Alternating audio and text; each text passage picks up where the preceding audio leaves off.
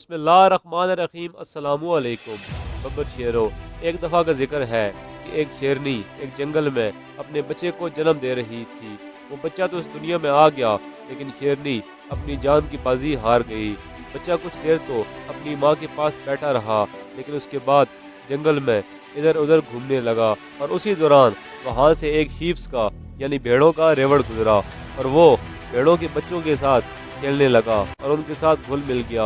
भेड़ों ने भी उसे अपने गौल का ऐसा समझकर अपना लिया। वो उन्हीं के साथ रहता और उन्हीं की तरह घास फूस खाकर अपना गुजारा करता और भेड़ों के बच्चों के साथ वो बड़ा होने लगा। वो बाकी सब भेड़ों की तरह अपने आप को एक भेड़ ही समझता था और बड़ी खुश और खुरम जिंदगी उनके साथ गुजार रहा था।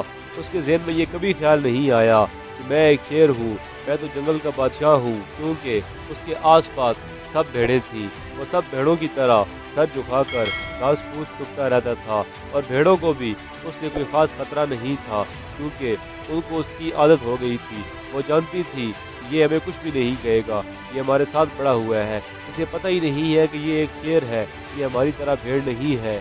एक दिन सारी भेड़ें एक खुले मैदान में घास खा रही थी। उनको इस शेर के दहाड़ने की आवाज़ आई तो तमाम भेड़ें डर कर भागने लगीं और वो शेर भी उनके साथ दुम दबाकर भागने लगा। जो शेर वहाँ पर शिकार करने के लिए आया था और जिसने दहाड़ा था, वो ये देखकर हैरान रह गया कि एक शेर भेड़ों के दरमियान दुम दबाकर डर कर भाग रहा है।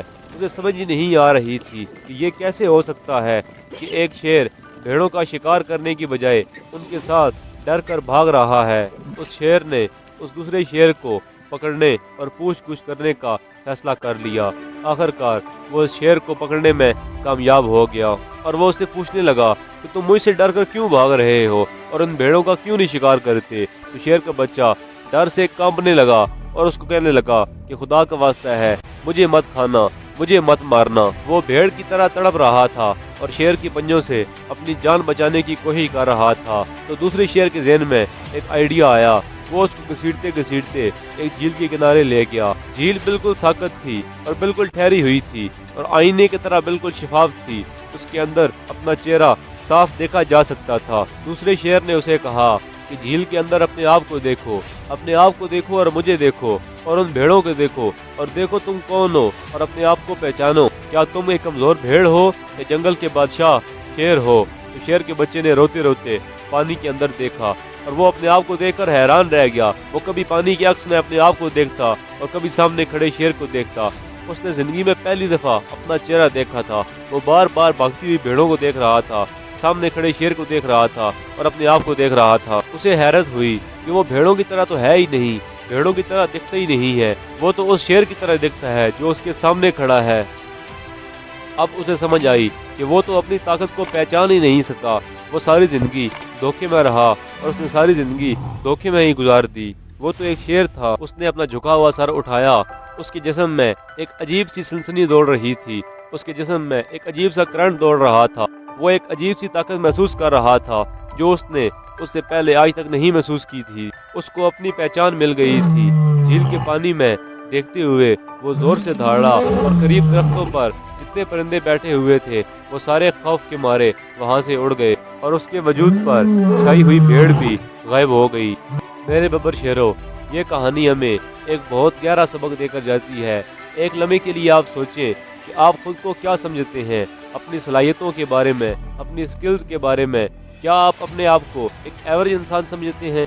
क्या आप भी ऐसी भेड़ों में तो नहीं घिरे हुए जो छोटी सोच, छोटे ज़हन और छोटे ख्यालात के मालिक हैं, जिनका ख्याल है कि पैसा कमाकर क्या करना है, पैसा तो बुराइयों की जड़ है, बस गुजारा करने के लिए इंसान के पास पैसे होने चाहिए। अगर आप भी ऐसी भेड़ों के दरमियान घिरे हुए हैं तो अपने आप को उन भेड़ों से अलग करें, अपने आप को पहचानें, अपनी सलाहियतों को पहचानें। आप इस दुनिया में सिर्फ गुजारा करने के लिए नहीं आए। आपका दिमाग भी उन्हीं लोगों की तरह है जो लोग इस दुनिया में कामयाब तरीन लोग हैं, और उनकी सोच और आपकी सोच में सिर्फ ये फ़र्क है कि उनकी ज़िंदगी में इस तरह की भेड़ें नहीं हैं जो आपकी ज़िंदगी में हैं, जो आपको कुछ करने नहीं देती। फ़ौरन अपने आप को ऐसे लोगों से अलग करें और ऐसे लोगों की कंपनी के साथ जुड़ें जो कामयाब लोग हैं, और कामयाब लोग अपने साथ जुड़े हुए दूसरे लोगों को भी कामयाब बना देते हैं। तो मेरे बब्बर शेरों, ये थी आज की वीडियो। अगर वीडियो आपको पसंद आई हो तो वीडियो को लाइक करके चैनल को सब्सक्राइब कर दें। अपना बहुत सारा ख्याल रखिएगा। मिलते हैं किसी नई मोटिवेशन से भरी वीडियो में, तब तक के लिए अल्लाह हाफिज़।